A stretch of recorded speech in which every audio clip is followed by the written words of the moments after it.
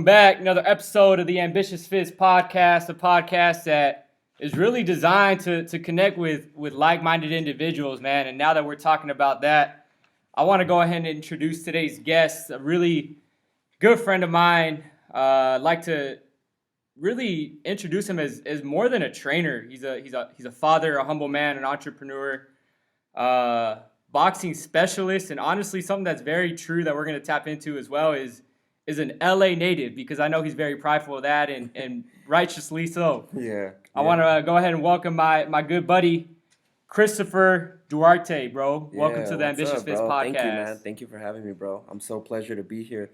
It's so funny because all my great connections come from a long drive. Yeah. So everybody that I usually vibe with, they always live hella far from me, but it's always a pleasure driving from LA over here, bringing some LA love. No, man, I honestly I appreciate you driving out, bro. I know, we're shooting in Temecula at the Paradigm studio, and I know it's definitely not a short drive, so let's make a good time, highest best use of our time, like our good mentor Sam used to say. Yeah. But yeah, man, like I want to dive into, because something that really sticks out to me is, when I see you and I talk to you, you're so humble, bro. And that's something that I just absolutely admire. Your mindset, your hustle, the respect that I hear from our peers. Obviously, we have a lot of mutual friends, clients, stuff like that. But that sticks out to me, man. And I kind of want to open up with a little bit about your story and what makes Chris that type of a person. I appreciate it, bro. Yeah. So honestly, I'm really humbled by you, by not just yourself, but our peers that we've had the privilege of, being around. We come from the same mentor, our good friend Sam, rest in peace. We have, EJ. We have everybody, man. Everybody in the Chino Hills. Yeah.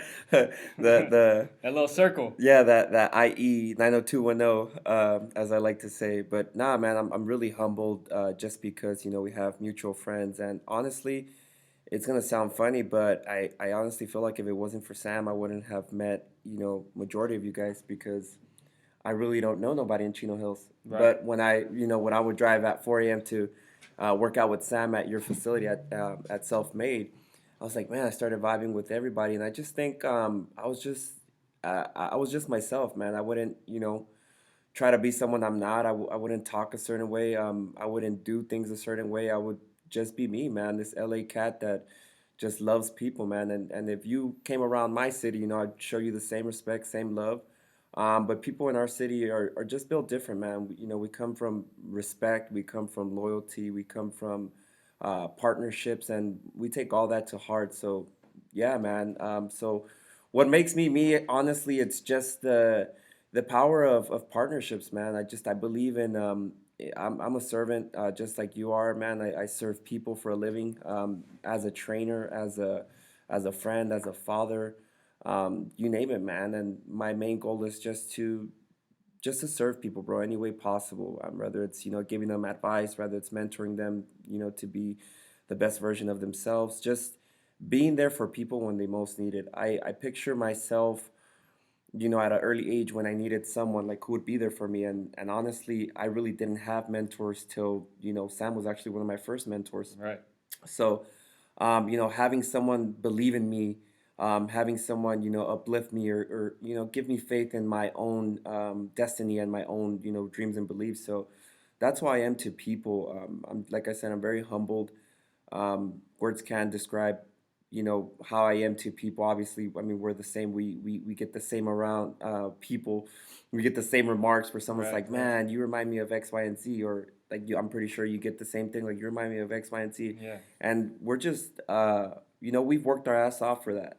I mean, at the end of the day, we all have one purpose, and that's to help others, and that's it, man. So yeah, that's me, bro. And man, that really, like, that hits home, bro, because something that you said that stood out to me is that you're always looking to serve people. And we were talking a little bit just, right before we went live here, is that, how could we be of service to somebody, and obviously, we'll dive into your personal training career, your entrepreneurial career and stuff like that. But is there somewhere in your life where that kind of like was taught to you, you know what I mean? As far as like how to really just serve people and not worry so much about ourselves, because I feel like in society, everyone's just worried about themselves right now. Yeah, bro. Honestly, so I mean, I've said it before. My grandmother was a great influence in my life. She still is, and she's still alive. Thank God. And we come from a religious background. My grandma, she's Catholic. She's a wonderful lady, man. When people tell me where I got my I guess they say the sweetness from, because you know me, bro, I'm very direct. Yeah. Where I got my kindness from, and honestly, it was from my grandmother and my father, and we grew up in a Catholic church. My grandma's beliefs were very simple. I want you to grow up, and I want you to serve in church, and that's it. Anything after that, once I die, at least I know that you fulfilled my purpose and yours. So it's kind of funny how this is going to tie into my personal training career. I was going to church every Sunday, or every other day when I got the opportunity. I was Right. always working, and I was like at church one day, and I've said this story before, and it's so crazy. So I was watching something on Saturday night. It's funny how this all ties down. So Saturday night, I was watching this show, and I'm pretty sure you heard of it. I don't know if it's My 600 Pound Life, right? Okay. So it's like you see overweight people that have been struggling with the stigma of I'm too overweight, nobody likes me, nobody wants to be there for me. You've heard it all. So it's Right. kind of like sad. You're like, damn, man, these people are really going through it. And then you have that one trainer that that helps them, that changes their life, changes their mindset, their perspective. And the overweight person would be like, you don't know what it's like to be in my position. And then he'll be like, oh, wanna bet? I'll gain weight with you. We'll lose it together. We'll do this in a journey, and we'll make things happen together. So when I saw that show, I said to myself, hey man, I would give anything to be that person. Like Yeah. I would do anything to be that person. And on Sunday morning, I didn't even think much of it.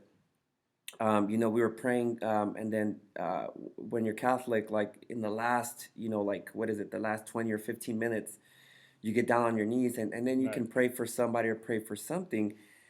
And it so happened that I prayed for what I saw last night. I said, God, I would give anything to be at service and spread your word, spread your message, and spread your love.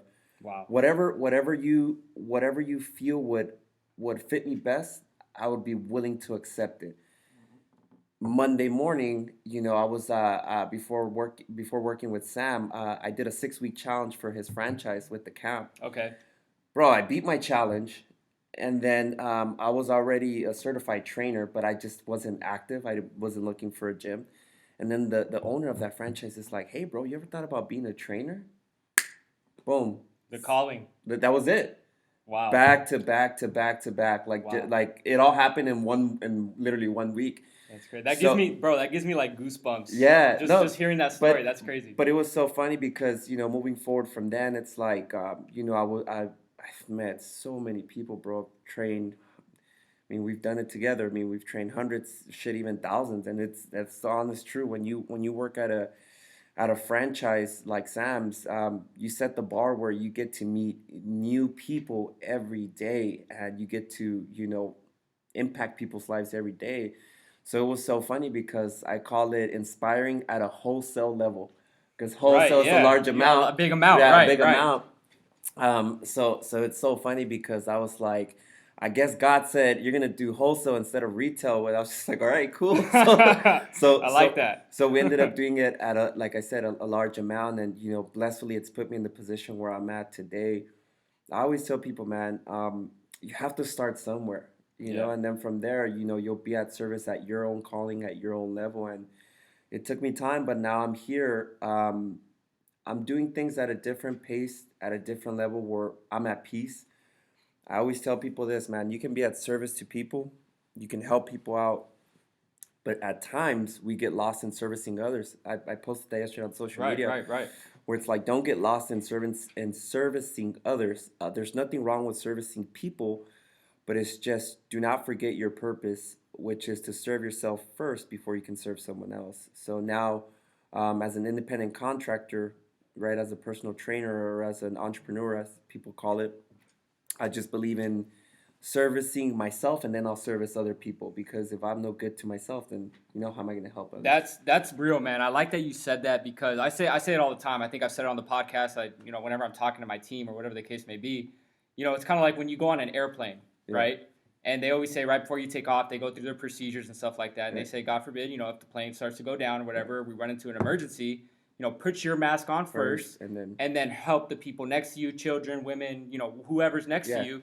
And the point of that is that it relates to life because it's like we can't help other people unless we're helping ourselves first. We have to exactly. better ourselves. So as leaders, Yeah, I look at you as an amazing leader yourself, appreciate right? it. Yeah, A leader to your clients, a leader to your family, a leader to, people that you mentor. Is yeah, that how do we become better leaders? Well, we have to continue to invest in ourselves, our mindset, our yeah, body, our fitness, our faith, whatever the case may be, right? yeah, To become that better leader, yeah, right? absolutely. And that's something that definitely holds true to me, bro. You know what's so funny? I always hear the word leadership, and it's in demand now more than ever in I our think so. generation, where you hear leadership. I've played football, was a team captain. I mean, throughout my whole life, I didn't want that role of a leader. It was just handed to me based on me, Right. right? On the way I do things, my work ethic, the way I treat people, the way I service people, etc. So I feel like leadership role can land on you without you even calling for it. But I feel like people use that word so like it's nothing, like leadership. And there's so many like I remember what was it like 2 years ago? Leadership was like something so novice. Like people spoke about it, but it's not like they didn't make a big deal.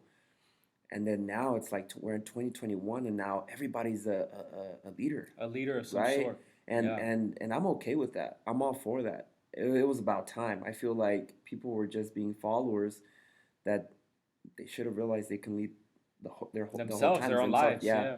So I always tell people this: if you want my honest advice, and this is for anybody, a parent, I mean, a boyfriend, a girlfriend, an entrepreneur, like a janitor, it doesn't matter. This applies for everybody.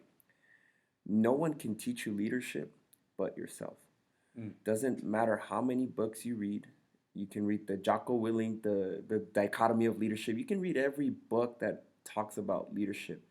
At the end of the day, the only person that can teach you how to lead is yourself. That's it. So I always tell people like you can't even spend you can't even spend that many hours with a mentor.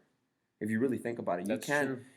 they can't teach you how to be a leader in 4 hours, 2 hours, 8 hours, 10 hours, 24 hours.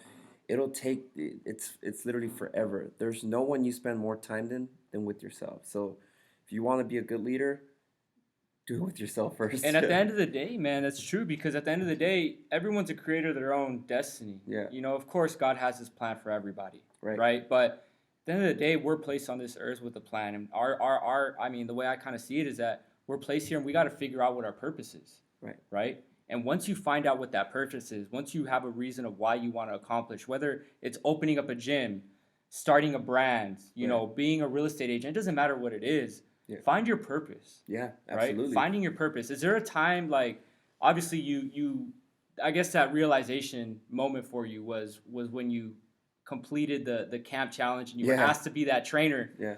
But let's kind of like circle it back a little bit like what was your did you have like a certain purpose of why you felt like being a personal trainer or was that something that kind of just came to you naturally?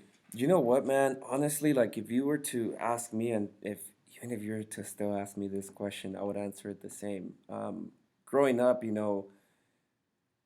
I mean, especially in LA, like who the hell wants to be a trainer? Right. I've never, excuse my French, I've never heard of that. But Just so you know, bro, we control the narrative. yeah. You're no filter on this, Oh, so okay, you're cool. Yeah. good. You're Yeah, good. yeah. I just wanted to be No, respectful of because course. I don't want to drop no F bombs No, in, I man. got you, Right? bro. No, but nobody wants to be a fucking trainer. Like that's the last thing that you think of when you're in LA. You think of dope boy. You think of getting out the hood. You think of so many things, and it's funny though because LA teaches you entrepreneurship, and people always look at Los Angeles like it's a piece of shit. And excuse my French, but that's just how I feel. That's why when I come and I represent Los Angeles, I don't mean it with an egotistical, connotation. I mean it as in a positive connotation, like from the ground up, build from the ground up. I'm that underdog that grew up in South Central. I still live in South Central. I'll leave soon, when things are in play. But yeah, man, you learn so much in LA, bro. Like even as a kid, You can see the people, selling dope. That's actually entrepreneurship, bro. They have a product, And they're selling they're it. selling They're it. trying, yeah. Yes, sir. And it's so crazy because I didn't learn entrepreneurship the way that I do, if it wasn't for my upbringing, right? You got my neighbor who, man, I would admire so much, bro. This lady used to sell, chips, candies, sodas, juices, you name it. Like Yeah. right after school, she was so smart. Like she didn't want to get a job. She was a stay-at-home mom, so she's like, I'm gonna make some type of income. Bro, she started selling to all the kids that would come out of school. The most traffic street, my Wow. street actually. So in a day, she would make, man, two, three, four, $500, and bro, with just in a few hours, like of just working. And I started catching on to it. I was like, damn, man, like once I get to high school, like I'm about to take a backpack full of goodies and Start start selling slanging them, them. bro. And I Yeah. and I did. I Yeah. mean, but yeah, that's another story. But yeah, man, and it was inspirational to kind of like have everyone around you sell a product. And as far as the training goes, I never envisioned myself being a trainer. I even if you ask me now, my long-term goal is to become a police officer. I have a passion to change the law enforcement in the community that I grew up in. Unfortunately, that's not going to happen. I found a new home. I love the Inland Empire. Right now, I'm in the process with Riverside Sheriffs. So I look forward to becoming a deputy and, servicing people at a higher level with the law enforcement agency because now I have the resources, right? Man. I already actually have the resources, but once you're in a law enforcement agency, it's like you have limited resources because now not only are you servicing the community, but people have this faith in you. They feel secure, safe around you, at least in my opinion, right?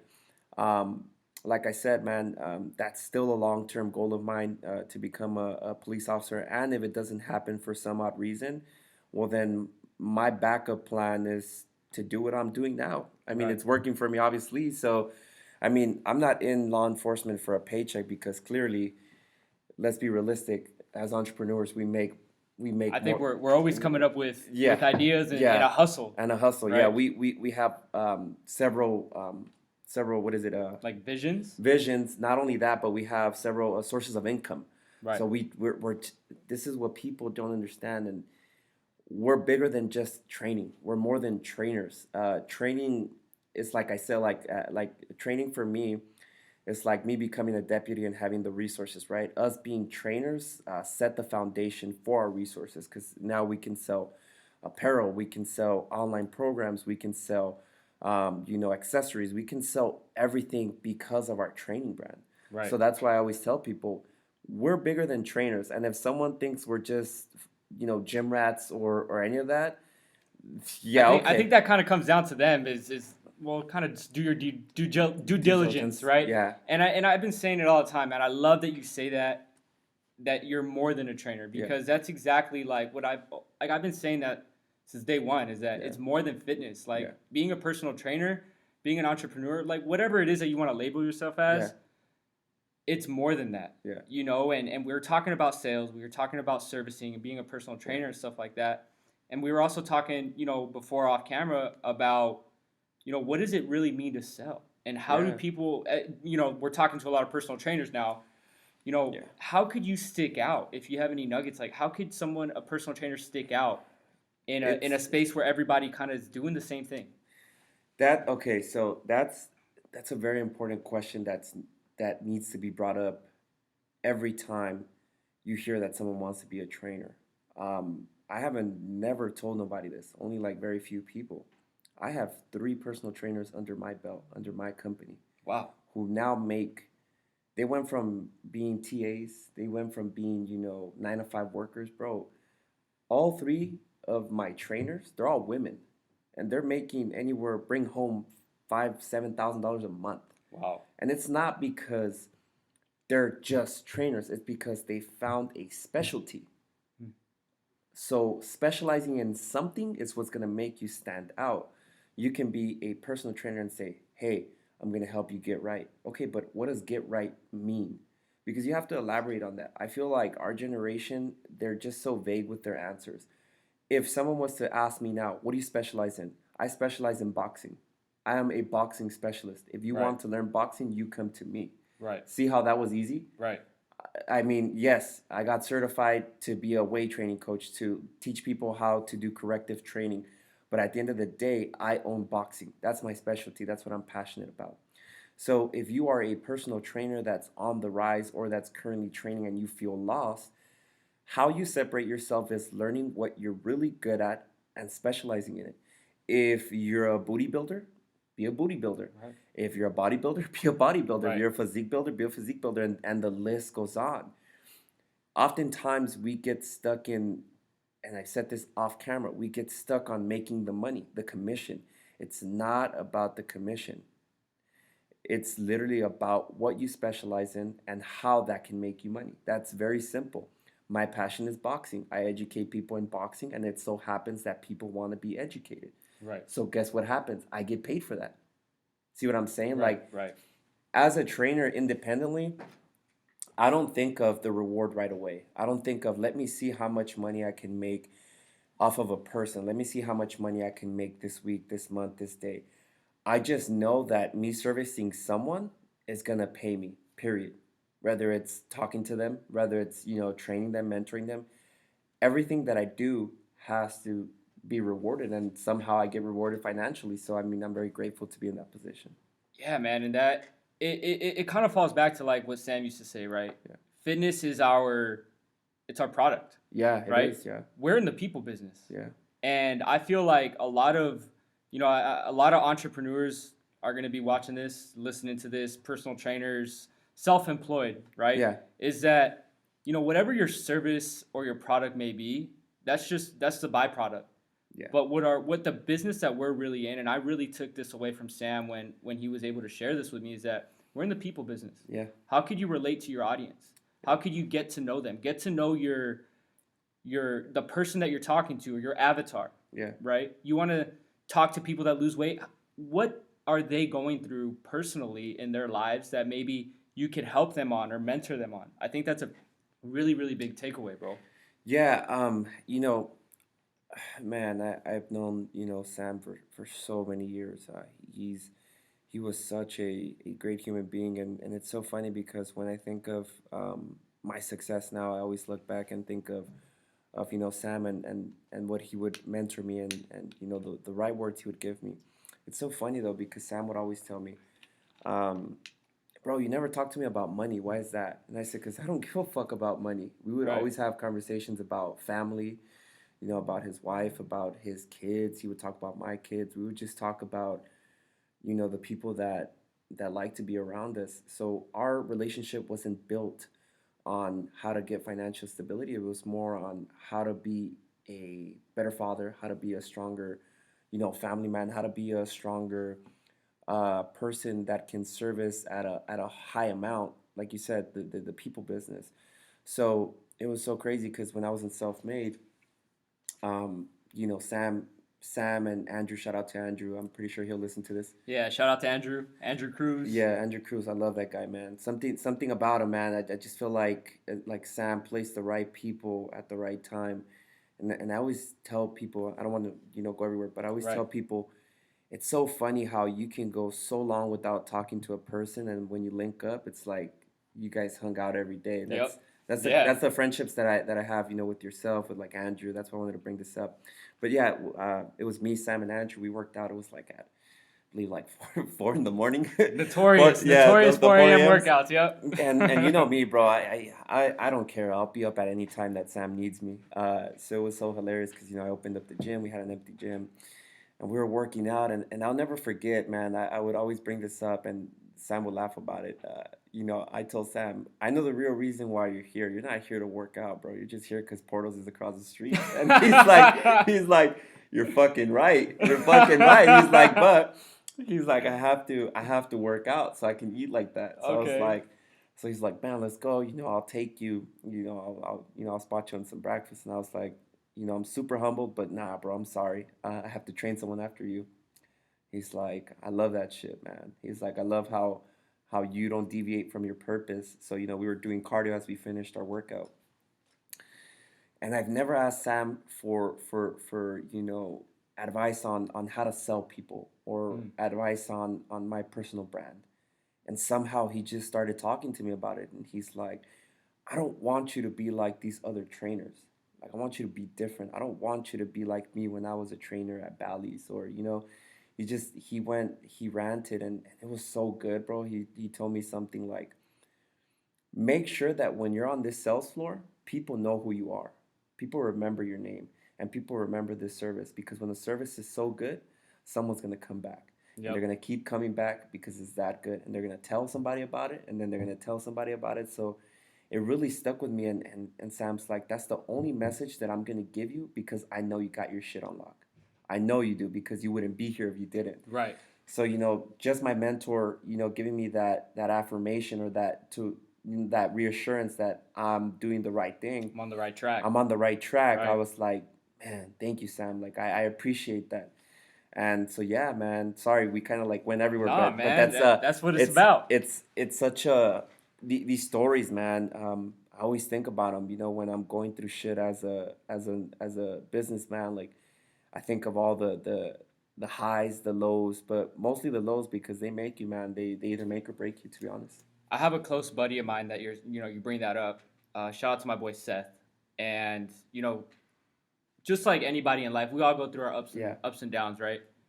And we were talking one day. I think I was having like a down day or something like that. And he told me something that sticks with me, and yeah, it's very similar to what you said. Is that in order to enjoy the highs, yeah, you have to go through the lows. yeah, Because if you're always on a high, yeah.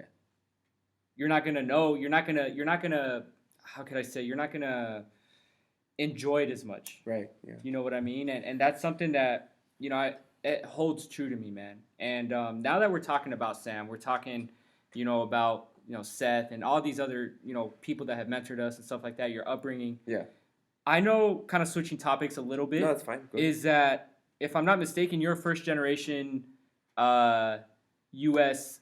Citizen or American, right? Yes. Yes. And what I'm trying to say is that, like, Sam was as well, Seth Yeah. is as well, Yeah. I am as well, Yeah. you are as well. We're all first generation. You know, they were their parents were immigrant parents. Yeah. Right. We have foreign parents. Sam was Yeah. from he was born in a different country. Yeah. Right. Our parents were as well. Yeah. This mentality, does this have any correlation as to the success that you have maybe today? Yeah, man. Honestly, see, it's pretty funny though. See, my dad was born in Mexico. He was born in Durango. He's from Durango. My mom's from Jalisco. So it's like I'm 100% Mexican. But Right. of course, I was fortunate enough to be born here. Right. When people ask me about that question, and I can only think of one person, and that's my grandpa, my mom's dad. Blissfully, he's still alive. And then, of course, I do also think of my dad's dad, because you'll see how their mentalities are different. My grandpa, my dad's dad, was a blue collar worker, still is. My grandpa's about to be 60 something years old this year. And so is my mom's dad. They're both in their 60s. So it's crazy, because my grandpa on my dad's side taught me how to be a hardworking blue collar worker. And then my grandpa on my mom's side taught me about, capitalism, not just that, but being a boss, like being self employed, Right. and and having a routine like Sam taught us. Right. So my grandfather, my mom's dad, he's just someone that I chose over anyone, because he came to the United States with no money. It's the same story that everyone talks about. Right. So for him to have a wife over here and have kids, it's like, damn, like shit, like it's tough, bro. It's not easy. We hear it. My grandpa, like, he was never scared of trying, and that's something that I take away from him. And he really did impact my life, and still to this day, when I think of like going hard, it sounds weird, but I only think of him. I think of like, damn, let me make him proud, because if his kids didn't make him proud, well, shit, at least I know I am, Right. and that's a fucking fact. So my grandpa, he's had every job. My mom's dad, he's had every job. You know, he was a sheriff. It was hilarious. He was one of the first sheriffs. It's crazy, man. It's a different story. He was a sheriff. Right. He worked for the government. Then he was a trash guy. So you know, He's done it all. he's done it all, bro. Yeah. And then he ended up opening his own travel services. Wow. Yeah, so Wow. it's so So crazy. yeah, literally across the Literally, grid. yeah, literally, Everything. bro. And when my grandfather opened up his traveling services, I would hardly see him because he had one purpose, and that was he bought a bus, then he bought buses, then he bought a bus lot, and then he hired drivers. So it was like again Started from the entrepreneurship. bottom. Yeah, right. Yeah. So then, one thing that I didn't like about my grandfather was that he was always working. So it was really hard to have an intimate connection with him where we can be like, man, like I want to spend time with my grandpa. Fortunately, you know, my grandpa was like us, you know, that moving nonstop. But Right. when he had that time, you know, he would talk to me. He would, you know, lecture me and mentor me. And there's something that stood out about my grandpa, which makes me happy now, because it makes sense now for us. Now My that we're grand older, yeah. Now that we're older, my grandpa would wake up at 3 a.m. He would go down the stairs. We had a two-story house, right? That what is it? Housed a shitload of people. In a Right. two-story house. Right. Right. So you know, I was on the second floor. No, I was on the first floor, and I can hear the steps at 3 a.m. I was like, "There's only one fucking person that can be doing that at 3 a.m." While we were all going to sleep late, my grandpa, and you would hear him turn on the coffee pot. And I always give the story because it makes sense to me. He's turning that coffee spoon that makes that noise In of the making coffee, that yeah. fresh, and you can legit hear him go. And after that, bro, it's like done deal. Like he's at it. Turn on the engines. Let's Turn on the go. engine. Let's go. So you know, my grandpa would get up super early and you know cut the. It was a two-story house, so like maintaining it wasn't easy. Like so, he would do the groundwork. So he would, you know, water the plants, water the grass, you know, clean the house, do everything. And at 5 a.m., he was already finished. And it's so hilarious because we were still asleep at 5 a.m. Yeah. And my grandpa would be like, in Spanish, he'd be like, ya levántense, pinches huevones. And in English, it's like, wake your ass up, lazy ass. Yeah. So it was so funny because I'd be like, "Apa, like, como chingas? Like, it's too early." Yeah. He's like, if you ever want to get shit done, wake your ass up early, and I promise you, you will have so much time left. And I never understood that till now. Like, and it still shocks me. It still blows my mind because now people that know me know two things: I don't sleep and I wake up early. So it's like, you know what I'm saying? So It stuck with you. yeah, it truly did. So you know, that's what I think. That's what I'm so thankful for. That person has made me the man I am today. So as a first generation, I just feel like I owe it to him to go hard. I Every time he hears about what I'm doing, he's just, you know, so happy. And me seeing him happy makes me happy because it's like, Grandpa, you coming to the United States was worth it because I'm about to make it. You Yeah, know? they paved the way for us, Yeah, man. yeah, And yeah. I have a very similar story. Like my mom's side's from Cuba. Mm-hmm. They came over here, shit, real quick. Like when they were leaving Cuba, I mean the freaking plane caught on fire. They had to return for another 6 months. Yeah. But that they were still relentlessly ambitious about, you know, getting to the U.S. because that was, I always say it, like my unfortunately, rest in peace to my grandma. She just recently passed away a couple months ago, but I say it all the time is that their mission, their job, like, of course they served their purpose, but they paved the way for us. Yeah. And just like, like you said, like your grandpa, he, even though he was that entrepreneur, had that mindset of having the highest, best use of his time all the time, is that, my point here is like, they paved the way for us. Yeah. If it wasn't for them, if it wasn't for their mentality, Yeah. we wouldn't be here. And Sam, shout out to Sam again, like rest in peace, Sam.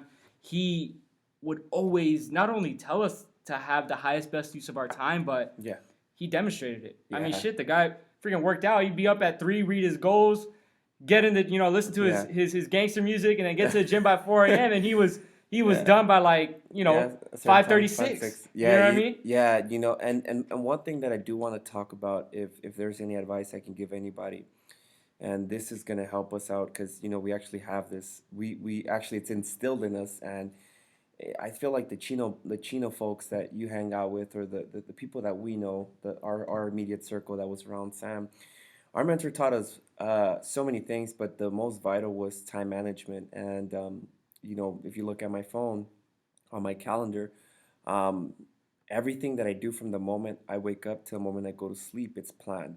Yes, Um, I love that. I still I hate saying this, but I hate technology. I like to write shit down. I feel like when I write things down, it gives me like a clear it gives me this clear focus where I'm like, okay, I have to get X, Y, and Z done. As opposed to looking at a phone, it kind of like overwhelms you. You kind of get anxiety just looking at a phone screen the whole day. So Yeah. Sam taught us time management, and this is advice that I want to give you guys.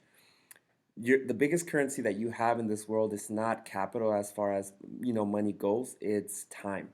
Time is your biggest currency. Time is something that is worth more than a dollar, and over the course of the years, your time is actually valued at a different rate. So, and what I mean by that is this: 1 year you can be, as a trainer, right? I'm going everywhere with this. 1 year you can be charging 60 an hour, and then next year you're charging 100 an hour, and then next year 200 an hour. So I always tell people, money stays the same, but your time, it actually evolves, and it gets better over the course of the years or over the course of the months. Right. So time management is very essential. So if I can give you guys advice, is make sure that you plan everything, whether you have it written down, whether it's on your phone, whether you record yourself. Have a checklist where you are actually being productive, because there's two things that people confuse: being busy and being productive, and they're not the same things, because you can be busy and not be productive, but you can be productive, which makes you busy. So Right.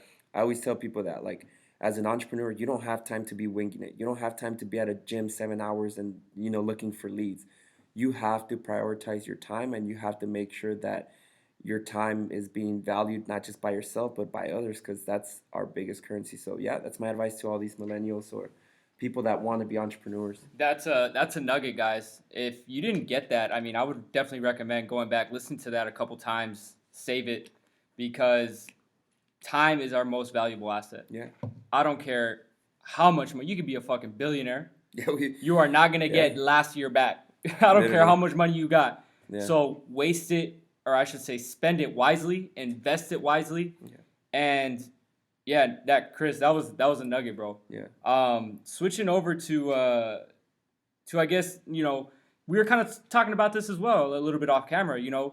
When you take on clients, Yeah. right? It doesn't matter who you're training, Uh, that's a right? powerful question. So, man, In terms of like time and stuff like that, right? Like it yeah, doesn't bro. matter. Like Honestly, take my time serious. yeah. So look, man, I'm gonna be realistic as possible. I'm not gonna sit here and talk to your audience like I'm this money making trainer, because I'm not. But I am a person that values his own time, Yeah. because at the end of the day, um, I'm sorry if this offends anyone, but no one to me is more important than my kids. Period. I don't give a shit, and that's just me as a person. Right. My kids come first, they come middle, and they come last. Of course, I prioritize myself, Right. but my kids come first, middle, and last.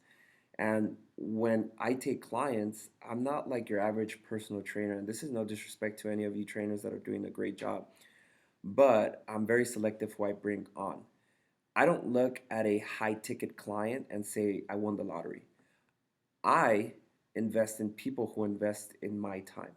So it doesn't matter if the client has money or he's rich or whatever, all walks of life. If I'm gonna partner up with you, this is a partnership. I don't partner up with people just for a month to month basis. We're gonna partner up for years and a lifetime. Because not only am I gonna invest my knowledge, but I'm also going to invest myself. You're going to get my body, mind, spirit, soul, whatever you call it. I'm going to invest everything I have into you. So when I partner up with clients, I am super selective on who I bring on board. If you notice, and you've told me this in the past, well, you do it yourself.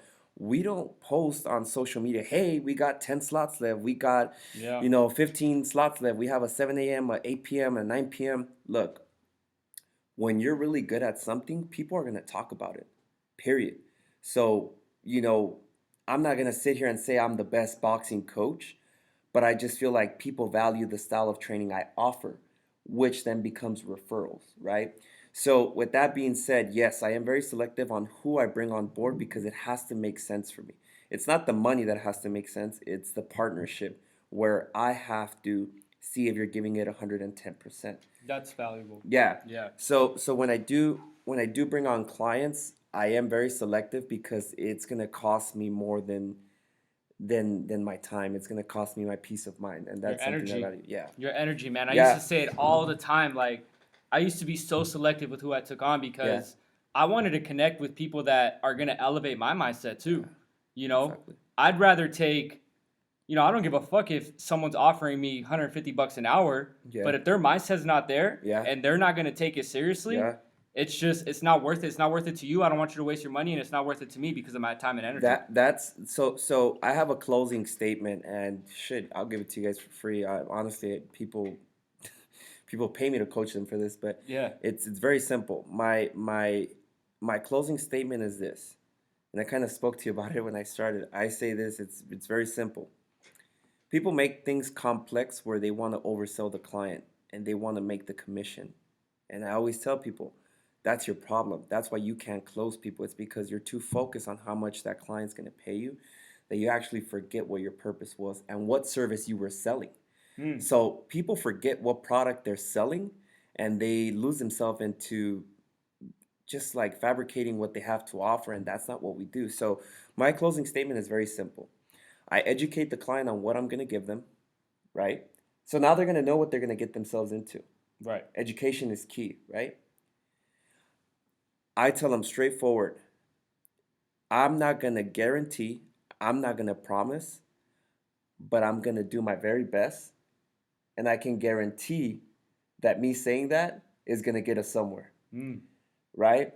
So I will tell you this, the return on your investment is not only what you put in, but it's how we work as a team.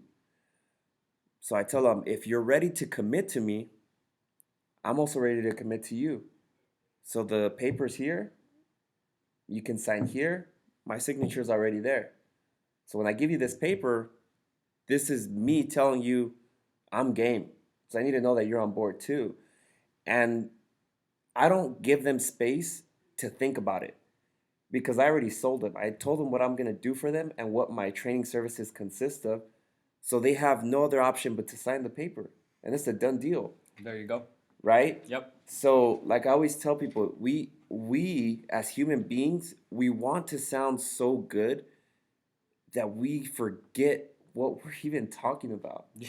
So if you are a trainer and if you want my advice, just educate your client and tell them how you're going to be there for them. And that's it. Nothing else. Don't worry about what they're going to pay you. Just you came into this field to service people and to help people with health.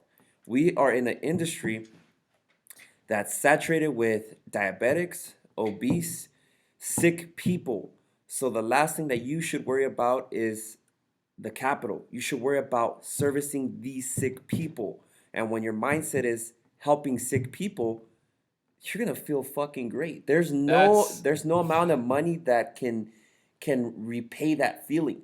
Especially now. Like I have this saying that I tell my closest friends. My goal is one thing, to piss a fucking doctor off. I want him to punch the air knowing that my client doesn't have to be on medication when they go up to their next physical, right? I want them to be like, oh, so what are you doing? You look skinnier. Are you starving? Are you doing this?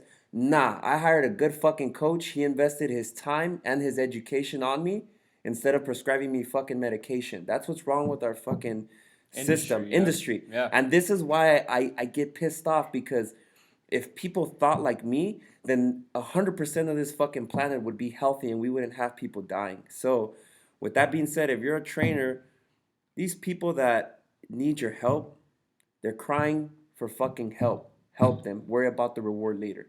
Because that shit's going to come with it. That's That's just so, guys. That statement right for personal. If you're a personal trainer, go back and study what Chris just said, man, because there's so much power in the, and you could even tell in the tone of his voice. Yeah. And I second that. I'm 100% behind that. Don't worry about the fucking money. Focus on solving the client's problems, servicing their needs, educating them. And let's just be honest, man. Look, I'm probably gonna get a little bit of hit back for this. There's a lot of fucking trainers out there that said they say they're professional trainers Yeah. and they're not. Look, guys, save this industry. The health and wellness industry is not going anywhere. It's the fastest growing industry in the United States, across the world. Get educated first. Yeah. Know what the hell you're doing, because you're dealing with people's lives, Yeah. their health. Literally. You know what I mean? Yeah. Don't injure themselves. You know, don't do a bad service to them, and don't do a bad service to yourself. Man, that's powerful, bro. Yeah, it's so That's crazy. powerful. And I'm gonna kind of like piggyback off of that because you're gonna get heat, but so am I. They're gonna be like, who the fuck are these two? But Yeah. I always tell people this because sometimes I have to bite my tongue, and I always tell people, don't fucking confuse me for being a trainer first. I'm a Right. fucking man first, and I'm a human being that believes in the right thing. And when we believe in the right thing, unfortunately and fortunately, we get rewarded for it. So I always tell people, don't fucking confuse me as a trainer because I'm a man first before anything. So as a man, I want to see everyone around me fuck winning. I want to see you guys healthy, especially now more than ever, where you have a fucking global pandemic that's wiping everyone left to right. I'm actually gonna show Pablo so you guys can see. My phone is fucking blowing up with people telling me, hey, two things. One, I have COVID, and two, I don't know what to do. Where the fuck are you guys at? Where are you so-called online trainers at? Where are you guys that are personal trainers at? This is your time to fucking shine. This is the time where you gave free value, and guess what? The return on the investment? Oh, bro, it's gonna get good. You know how many fucking diet plans I gave during the course of coronavirus till now? I remember you talking about Oh, remember this. I told you we about had it? a conversation about this. Yeah. I did the smartest shit ever. Sorry if I didn't No, send it to man, you. no, Sorry if I didn't no, send it to you. bro. I told Pablo. This was one of the smartest fucking ideas. We touched base. It was like in the middle of everything, in the midst of everything. Yeah, it was genius. So it's so Take this note. so it's so funny because when I have like a spaz, like a Kanye moment, I text three people. It's either Fernie, shout out to Fernie, I love this guy so much, Fernie. I text you or I text EJ, and you guys are like, what the fuck are we reading? Like this guy's just like random fucking thought. I love it though, because you're thinking. Yeah. You know? So I had text Fernie, I text and then I text you, and I said, hey, I'm thinking of doing something that's gonna be fucking ridiculous. And then you guys are like, what is that? I'm gonna send a free 30-day diet plan to my whole contact list. And he's like, bro, what the fuck? That's fucking smart. And basically in the 30-day diet plan, I'm educating you about nutrition and how nutrition actually helps you with your immune system, period. And it does more than just that. So he was like, bro, fucking do it and send it to me too. And I was like, I'm sending this for free, and I feel so happy about it because a 30-day program with me costs an arm and a leg, which does with you too. Right. So it's like we're giving away our knowledge for free, and we're not asking for nothing in return. And in the bottom of the 30-day program, I used to say stay safe. Now I'm saying stay healthy. And if you need something, and if you have questions regarding this diet plan, my personal number is below. So now you have full access to me. Bro, fucking phone call after text after phone call after text, like, oh my God, thank you. I appreciate you. And it's like even people that are fucking rich, that have their own nutritionists that I've trained in the past, they're just like, thank you. Yeah. It's like, who does shit like that? You know, and that's why I always tell people, as a trainer or as a person that has a product, you have to think of ways to be innovative. You can't think of your normal routine where it's like, let me sell a product so I can eat. Once I gave everyone that diet plan, it worked out for me. Yeah. And that's so like, you know, a lot of trainers get so caught up because we both mentor trainers all the time. You know, we've done it all. We've worked at corporate. We've done it all. Yeah. And giving free knowledge. I mean, you see, you know, all these mentorship programs and everything. You see all these personal trainers doing it. Like, guys, give out free information. Yeah. Straight up. Yeah. Chris came out with this amazing idea. He's going to do this, 30-day meal plan for all of his people on his contact list, as many people that he could send it out to. Yeah. again, there's him servicing, giving with no expectation in return. And naturally, it's like that law of attraction. Yeah. The right people came to you, and Yeah. I'm sure you're getting leads, you're getting questions, and Yeah. you're showing and educating people. Yeah. Something that, as a trainer, you have to continue to do is educating your audience, Yeah. educating the people around you. Once you start educating them, you start training them, Yeah. they become your walking billboards. Literally. And I know that, you're not a big social media guy as far as marketing and stuff like that. And honestly, bro, and I'll be honest, like sometimes when I was personal training, I was the complete opposite, but they were both beneficial. I loved your style, bro. Yeah. And I'm, now getting into the investment world and stuff like that. I'm kind of doing the same thing, but Right. if I'm not mistaken, you tried to take something like that from like Tim Grover. Yes. If I'm not mistaken. God damn it, that's so fucking. You Brilliant. know, I wanna commend Yeah. you on that, but I want to hear a little bit more about that, bro.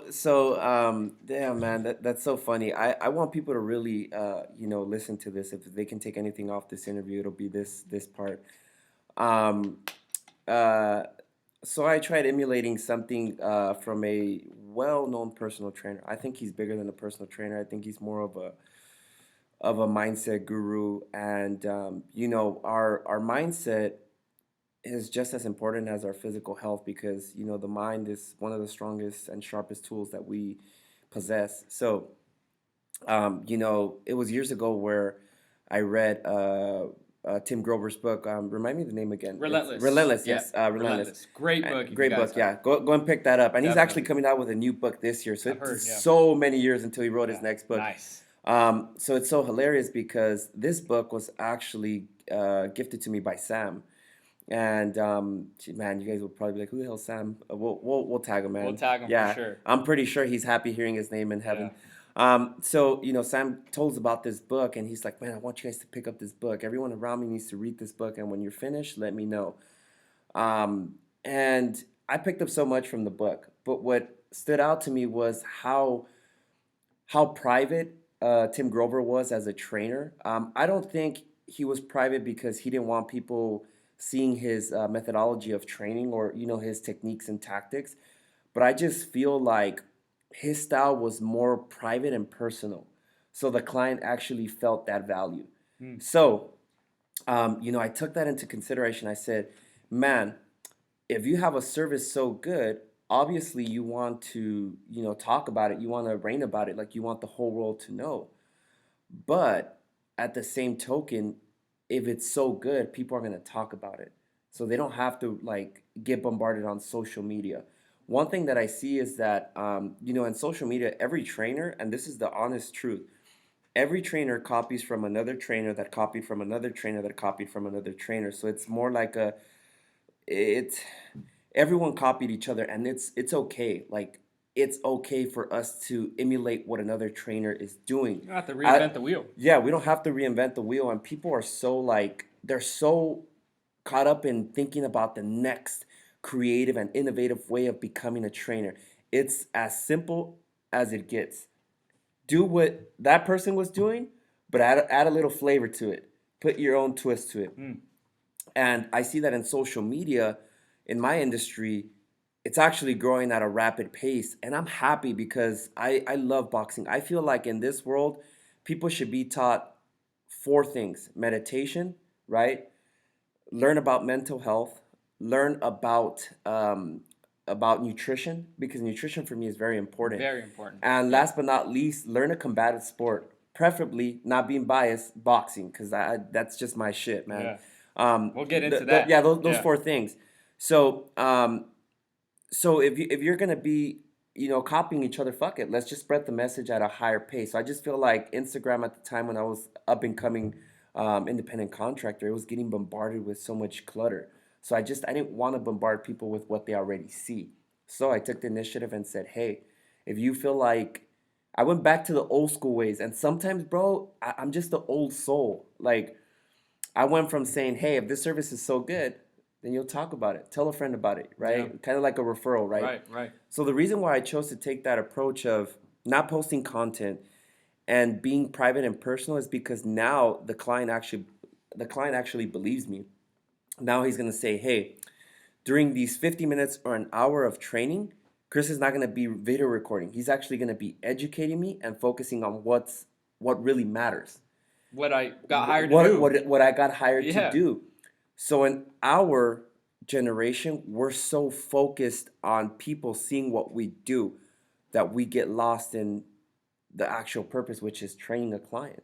So that's why the Tim Grover approach was working for me in the beginning, Right. but I was like, fuck that, it's not working for me no more. Maybe I should hit him up and see what I did wrong, which Yeah. was plenty of stuff. But I took the Tim Grover approach of being low key, not posting content on social media, but the way that I do things, and it still works out for me, is just word of mouth. You know, my clients do all the talking. I never once ever, and my clients will attest to it, I've never once told my client, hey, if you feel like this is so good, bring your cousin tomorrow, bring your sister tomorrow. And there's nothing wrong with that. There's nothing to be ashamed of it. I just feel like my body language said different. My client then said, hey, I feel like people should know about you. Is it okay if I bring my sister, my cousin, my friend, my boyfriend, girlfriend? And I would be like, look, if it's in you to bring them, by all means, I'm okay with it. But other than that, I'm okay with just you. Just us. Because I want to right. make sure that I service you and you get the benefit before I worry about somebody else's, benefit or goals, whatever it is. Right. Yeah. Man, this I'm sitting back and I'm listening to Chris just spit nuggets and absolute value fire to everybody, to me, man. I'm learning a Yeah. bunch. Thank you, bro. Yeah. Guys, if you're a personal trainer, I'm just going to throw this out there. I haven't even asked Chris about this. Like, seriously, reach out to Chris, and I'm sure he will find a way to mentor you, take you under his wing, teach you what he knows and what he's, the lessons he's gone through. Yeah. Switching over a little bit, still staying within the personal training stuff and Right. in the fitness industry. You mentioned boxing specialists. Yeah. And obviously you're a very well-known boxing coach. Right. Let's talk a little bit about your boxing career. How did it come up? How did you start? What got you into boxing, and how did you get into, obviously being the coach that you are now? Yeah, man, I appreciate it. No, so I mean, my family's really huge on boxing. So it started with my dad's dad. He's such a huge boxing fan. Like he's such a big wrestling fan. Till this day, he still watches WWE. So it's so hilarious that he still watches that. But my grandpa, he grew up in the Cesar Chavez Senior era, where boxing was not only a sport, but it was a religion to the Latino culture, Mexican culture at that. Yeah. So my grandpa, he was such a huge advocate of boxing and how it kept people away from the streets. One thing that I tell people, and I'm just gonna say it early on so people can kind of correlate to what I have to say. It's boxing is a broke man's sport. There's no money in boxing, so you can only imagine the entertainment and the pride that a Latino or a fighter like must feel just watching or being um, around that industry. So yeah, that's my grandfather. He started boxing, then he taught my dad. My dad grew up in Mexico, and then he came over here to the United States. Which then my father, he grew up in South Central. That's where I'm from, and we're very prideful of where we come from because it really taught us to mature at a fast pace. So my father ended up, getting into, fights occasionally. That's just what happens when you grow up in South LA. Yeah. And my father was such a huge advocate of boxing, and he tried emulating everything that Oscar de la Hoya did. So it's so crazy because Yeah. I read a meme yesterday, literally yesterday. It says, "My grandfather had Chavez Senior, my dad had Oscar de la Hoya, and we have Canelo." So it's love it. like so sick, Yeah. right? Yeah, it's sick. So it's so crazy. That's so And true, man. That yeah. yeah. Yeah, That's and so then true. my son will have fucking Ryan Garcia, but it's okay. I love the guy, right? No, so yeah, so my grandpa would always like just make me and my dad watch boxing. So that was like our what is it called, that time together, Like like bonding that type bonding time. time. Yeah. Nice. So I would really take that into heart. Like if people know me that I love watching TV, or I love watching stuff with people that mean a lot to me, because media just has a way of relating to me, not just boxing, but certain movies, certain podcasts, certain stuff. So I just love listening to people talk. You never know what you can learn from that. So Yeah. so that bonding time led to my dad saying, hey, I have to put you in the sport. And what a lot of people don't know, and I think you probably know this, but I was born premature with a good lung. I have asthma. I'm an asthmatic person. That's also an immune compromised person. And every sport said no to me because I have asthma. So, a doctor, I said this in previous podcasts where a doctor said, hey, you'll never be able to play a sport. That's just being realistic because you have Yeah. asthma. Yeah. Fuck around and pass out or die. Yeah. So I took it to heart and I said, man, like, fuck, everyone's shutting the door on me. So then my dad's like, you know what, I'm going to put you into boxing. So I was roughly around 8 years old when my dad, put me in boxing somewhere in South LA.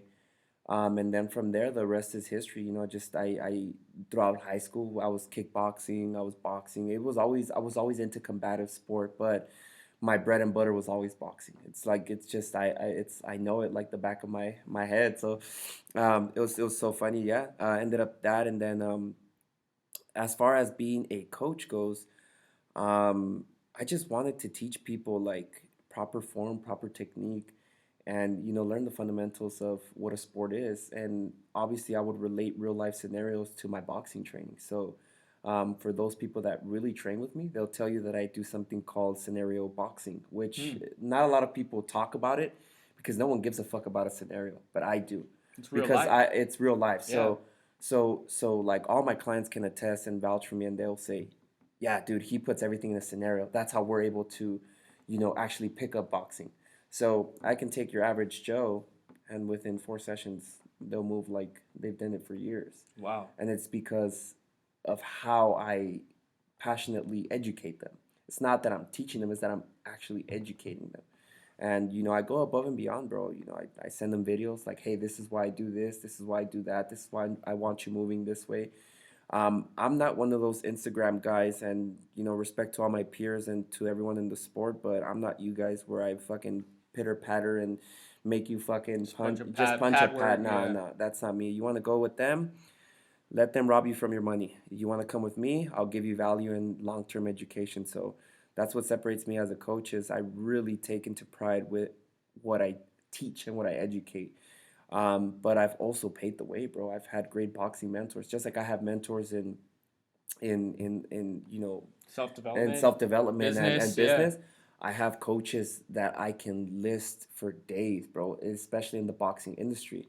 In the boxing industry, you'll bounce around from gym. Honestly, like they'll be like, "Hey, weren't you like?" Is It's that something that's normal? it is normal. It's Yep. common because as a fighter, you want to consistently learn, and there's only so much a coach can teach you. And what people don't understand is there's so many styles of boxing. And me, I was just so fortunate to have the Latino culture, the Philadelphia culture, the United Kingdom culture. I have pretty much everything up my arsenal, not only because I've been mentored by people, but because I've done it firsthand. I'm not a pro fighter, but I am a fucking I'm what you call a person that's never played the sport, but I'm a good fucking coach just off of watching so much film and studying, right?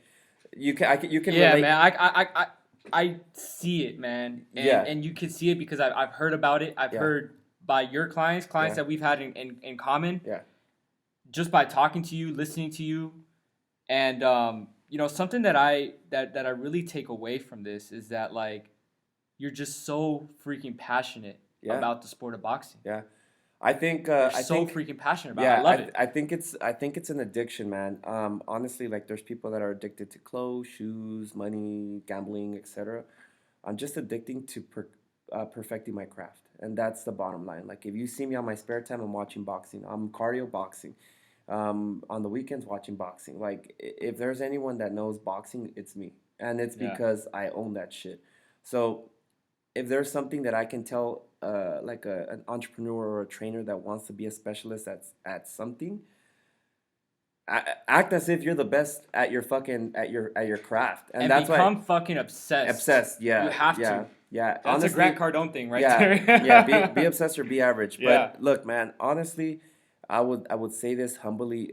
There's better coaches than me. There's people that have more years, more experience, but they don't have what I have, and that's just I believe in my product, and that's what's gonna fucking separate me from you any day of the week. Yeah. I actually believe in my product. There's trainers that hate me for what I'm doing for the sport, which is giving free knowledge at a good price. Not just that, but I'm doing it because it's something that I'm passionate about. You go to a boxing gym, any boxing gym, your session will be valued at a high fucking ticket, Right. and then you get pissed off because you didn't learn shit. You just learned that You're hitting pads. you're and hitting stuff. pads, Yeah. right? And your heart rate's off the roof for no reason, but you felt like you got a good workout. Yeah. And then you come to me, and then I do the complete opposite. You're like, fuck, I learned so much. I feel like I didn't get enough done, but I learned so much. Then the next day you'll text me like, I'm so fucking sore. Like, so it's like my product, it speaks for itself. It's like once you get a taste of it, it's never ending. It's like it's never ending. People want more and more and more. I'm definitely gonna need to catch a session Yeah, with you, bro. bro. We're gonna have to get some sessions in because I love boxing. Look, Yeah. and I'll tell everybody firsthand. You know, I'm not a fighter. I'm not somebody that studies the sport as much as Yeah. Chris does, but I love watching it. Yeah. And I think I don't know, maybe that just comes up from my upbringing too. Like my dad, when we were young, you know, he was close to Oscar De La Hoya, and Yeah. we would always watch his fights. You Yeah. know, I would, you know, whenever he had a fight or whatever, everybody come over to the house, you know, let's watch the Yeah. fight, whatever it Yeah. is, you know. So maybe that kind of just stuck with me. And you know, kind of staying on that topic right now. This weekend, obviously, we got Canelo. Can we get a couple of nuggets on maybe what we should look out for? What do you think? Oh my god, man. It's so funny because people like literally text me or call me the week of fight week. Oh man. Where should I place my bets? We already know, but Well, I haven't really seen the like the full like everyone that's fighting. I just know someone that I deeply admire. His name is Diego Pacheco. He's an up and coming. Well, he's actually already there. He's with Eddie Hearn with Matchroom Boxing. He's a 6 foot, either 3 or 6 foot 5 Latino kid straight out of South Central. Actually, you know, he's traveled the world in boxing because he's so fucking great, bro. I think his fights don't even make it past the first round. He knocks everyone out. damn. He's such a What was his name? Diego Pacheco. Diego Pacheco. Yeah, I'm bro. gonna keep an eye out for that one. I want him to be put on the map more than he already is. We're actually sponsored by the same teams. Shout out to South Central Boxing. Good team, a good CEO, a good friend of mine. So Diego Pacheco really reps, you know, South Central to the fullest when he's everywhere. And, you know, he actually helped Canelo in his last fight, get ready for his last fight. He was Canelo's sparring partner, and you know, just seeing his thrill and like talking about Canelo, like, man, he's fucking fast, he's fucking good. That's He's so you know, sick, yeah. and Diego's, I think he's only shit. I'm probably gonna get corrected, but I think he's either 20 or 21, maybe 22. He's Oh wow, super yeah, young, he's young. super young. Oh wow, he's young. And he's fighting at, you know, Dubai. He's fighting Miami, Dallas, everywhere. So I'm like, he's gonna be something huge in this boxing industry. So I'm excited to see what he has to bring this Saturday. But excuse me, Canelo, man. It's so funny because I'm such a huge fan of Canelo, but I'm a bigger fan of his coach. Like, I don't admire fighters. I admire coaches. Yeah. In everything, football, basketball. Being a coach Being yourself, a coach, yeah, being a coach, absolutely. you admire coaching. So I just think, you know, Eddie Reynoso, which is Canelo's coach, he's such a bro. That guy's gonna be the best training coach for the next generation. He won best trainer of the year, I think, twice in a row. Right. And it's just, I feel like he's doing the right thing. He's just really educating his fighters, and he's very like meticulous with what he does, and you can see it. He's very also picky with who he brings on the Canelo team. Now Canelo team, you have King Ryan, you have Canelo, you have the Cuban Flash, which he's from Cuba. Yeah. You have Andy Ruiz. You have the guy that just won this week. What's his name? Ah, shit. Sorry.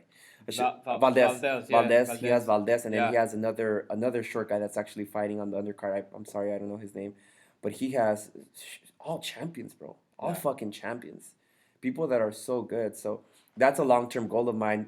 To have nothing but the best in my fucking team, and I really look up to Canelo's coach, but. We already know Canelo's gonna win. Honestly, I think no one's at his level. I think Canelo's the Mexican Kobe Bryant of boxing because no one puts in the work, no one puts in the time, no one is obsessed as like Canelo is. And I'm glad Canelo's probably gonna be one of the second fighters in the world next to Floyd Mayweather that taps into an entrepreneurship brand and a boxer within the industry. He's doing it. So in other words, he's Yeah. nobody's bitch. He's not the middleman. He's not The guy that gets shorted, he's the main man, and he partners up with promotion companies and still gets paid left to right from different people. So man, he's setting the tone for the Mexican fighters, bro. And that's I love that, man. Yeah. I love that on so many different levels. That's great for Yeah, him, for the entire Canelo team. I always tell people this, like, don't just root for anyone that's boxing. Really understand their story. I promise you, I love that boxing is getting televised and being shown for what it is, bro. It's a fucking broke man sport. Like, please remind me of this guy's name again, the one that just fought last week. Valdez. Valdez, Oscar Valdez. You know, Yeah. he's bro, this guy's fucking poor. He was waiting for this fucking fight so he can feed his family. Right. Like, how fucking crazy does that sound? He stayed ready year round. COVID happened. They had to delay his fight. Now what? Now he has to. He was staying conditioned, stay staying in shape. Yeah. staying conditioned, staying in shape. But like he wasn't getting money, bro. This industry, the only person that makes money is a promotion company. And I admire that, bro. I know that I don't know how that made it sound, but I admire that so much from people in the boxing community Yeah, because something from the outside looking in. I mean, I boxed a little bit, just kind Yeah. of throwing around. You know what I mean? Yeah. But nothing too serious. Is that it's the mentality. right. The mentality and the approach that boxing teaches you is Yeah. something I kind of want to, as we start to begin to wrap up here, is Yeah, that takes a certain. I think it takes a certain mindset, and correct me if I'm wrong, to be a boxer. And then Yeah. when you do start to become that boxer, what values or what core principles has that taught you in life and in business and just across life? Yeah. honestly, bro, I love that we're either wrapping with that question or that's a question that you asked at the very end. I relate everything to boxing. Literally everything. Everything in my life is related to boxing. Everything, bro. From the way I move, walk, talk, everything. It's related to boxing. And let me tell you why though. Boxing is not just a sport to me. It's not just a hobby to me. It's a way of living. I'm not saying that I'm gonna walk and be, jabbing and crossing on Right. a hallway, but boxing taught me this. In a real fight in life, which can be which can be COVID. really, yeah, which can be related to a lot of things, right? Anything. Anything in life, Yeah. financially, relationship, and everything. You have to put in the work. And I hate saying that shit because it's the same thing that every fucking guru says, put in the work. But I'm actually speaking as a boxing person so you can understand this. You have to put in the work. You have to train. You have to sacrifice so much, bro, especially in the boxing industry, whether it's cutting weight, not eating the foods that you want, not talking to people. I'm actually getting ready for something huge that I haven't even announced. I'm just gonna keep it on low pro, but I'm getting ready for a photo shoot with a big company. And Nice. this isn't a fucking company that's mom and pop shop. This is a company that we fucking wear on our feet, that we wear on our fucking shirts, that we wear everywhere. They called me. They said, "Hey, we have a partnership waiting for you. We want to see if you can get in ready. We want to see if you can get ready by May 5th week, May 8th. We want to record some content, and you're gonna be the face of this shit. So Wow. you can either get ready, or we can call someone else." You think I fucking told them that I wasn't ready? Shit, man. I said, okay, cool. When do we start? I thought you already started. I said, yeah, you're right. I've been ready. So, I had to take initiative and I had to cut people off. The last thing that I wanted to do was stay away from people, especially at a time for us right now. Like the first quarter of the year is so vital for us because it sets the tempo for the next 3 quarters after. Um, as far as entrepreneurship goes, even as a Right. trainer. Right now, everyone's just trying to get ready for the summer, or you're recruiting your Right. your client, your business, whatever it yeah, is, whatever yeah. it is for the rest of This the year. sets you up for This the sets rest you of up the for the year. rest of the year, right? So yeah, man, talk about sacrifice, right? We're gonna have to start, no more family dinners, no more family outings, no more parties, no more whatever it is that you normally do on a normal day basis, and you have to learn how to transition fast. You don't have time. It's a non-negotiable. So with boxing, people say you have to roll with the punches. That's bullshit. You have to learn how to avoid those punches. You have to learn how to avoid the punches, take a punch, but also learn how to give punches as well. And that's what I always tell people. That's why I relate everything to boxing. So in my current life, I always talk about boxing as a mindset. If you half-ass one thing, you're gonna half-ass everything, Right. right? So as a coach, as a father, as whatever people want to label me, I tell them it's very simple. What boxing does for me is it gives me a mental focus on what my purpose is, and everything is structured, right? You got to put in the work and you'll get the result. It's very simple. But in order for me to get the result, of course, I have to sacrifice. I have to put in those long hours that we do. Bro, I mean, when we started our personal training career as trainers, Yeah. we started off as early as 4 a.m. and didn't get home till 11, 12, 15, 16-hour days. 15, Yeah. 16-hour days. And now to be in the position where I'm at, I'm not saying that I'm financially stable. I don't really give a fuck about finances, to be honest with you. I'm Yeah. more about, I'm at peace. I can work 4 hours for the whole day and be at peace, bro. Right. There's a big difference. So if anyone can take anything from this podcast is you're going to have to go through the storms, and it's going to develop, it's going to build your brand, it's going to make you into a person that you never envisioned yourself. And when you and when you get to that level, you're going to see the real happiness. And the real happiness isn't exchanging money for time. It's actually knowing what you're worth. And when people see that, they won't fuck with your time no more, bro. I promise you, like, people won't want to waste your time. They're gonna see how invested you are in yourself, that they're gonna be like, hey, I know you're busy, but can you talk? Or hey, I know you're doing this, but you see what I'm saying? Right. Right. And Yeah, I'm not saying the for us approach to, is different. the approach is different, right? So that's what I'm gonna close this off with is fix your mindset, then all the capital comes. That's powerful, bro. Yeah. Hey, man. From boxing coach to entrepreneur to father to his upbringing. Yeah. Chris, it's been an absolute pleasure having you, For sure, bro. And for anybody that's out there that wants to get in contact with you, yeah. how could they contact you? Whether through social media, email, I don't know how Yeah, do you want so- people getting in touch with you, bro? So yeah, you can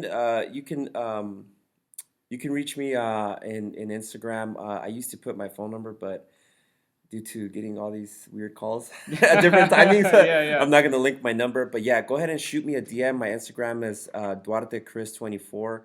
Again, Duarte Chris 24. You can send me a friend request. You can DM me. I used to have a team that controlled my social media, and they would kind of like tell me, "Hey, someone's trying to reach you." But this year, I wanted to be more personal. So if you reach out to me and you send me a text on a DM, just know I'll get back to you within that same day. I want to make sure that I'm being at service to those who need the help. Always serving, man. Yeah. I mean, if you didn't catch any nuggets from that, definitely recommend going back and listening to it again. But Chris, again, man, thank you so bro. much for coming down here all the way from LA. Yeah. You know, I know that hour and a half drive is not down the street, bro. So honestly, thank you so much. No problem, bro. For coming on set today, man. And for anybody that's out there that wants to connect with Chris, again, reach out to Chris. Any personal trainers, entrepreneurs, shit. If you just want to spark up a conversation with him, I'd highly recommend reaching out to him. Just do me a favor, do him a favor, do yourself a favor. Yeah. Don't waste no time. Yeah, this I'm only gonna say this because it's very important for me right now. I was even gonna tell you about it too. If you're someone that's a personal trainer and you're up and coming and you need the help as far as guidance goes, I would be honored and pleasured to mentor you. I just tell people this: moving forward, partnerships that come into my life, take my craft series, take of course his craft series, take us serious, and I promise you, if you commit to us, we'll commit to you, and we'll guarantee results. Yeah, that's real, bro. Thank you so Thank much, Chris. Thank you so much for joining, bro. Everybody, tune into your Ambitious Fits podcast. Share it with a friend. I would highly, greatly appreciate that. We have a bunch of guests. Obviously, this is still a brand new podcast, but we'll have a lot of guests of the like mind, just like Chris did right here, sharing their story, sharing the nuggets, sharing what's made them them. And until next time, guys, we will see you on the next podcast. Thanks so much for tuning in. Peace.